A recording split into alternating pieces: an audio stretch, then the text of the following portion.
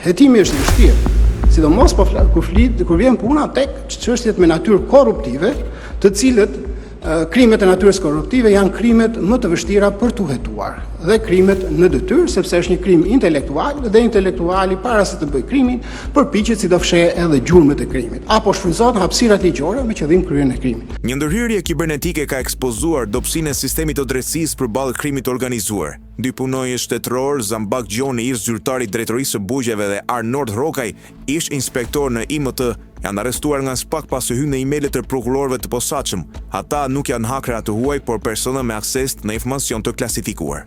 Ndërhyrja ka prekur emailët e prokurorëve Behar Dibra, Enkeleda Milonaj dhe Elida Kaçkini. Materialet e vjedhura janë shpërndar tek persona të tjerë, mes tyre Dritan Palnikaj, ish sekretari i përgjithshëm në Ministrinë e Brendshme dhe aktualisht në Ministrinë e Bujqësisë. Palnikaj o pyet nga SPAK dhe telefoni i tij u sekuestrua. Sipas SPAK, hakerimi synonte adresimin e emailit të prokurorëve përfshirë atë të Altin Dumanit.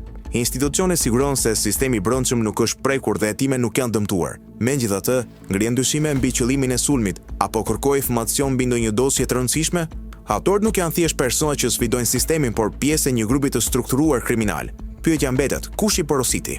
Dhe a do të shkojë SPAK deri në fund për të zbuluar trurin pas këtij sulmi?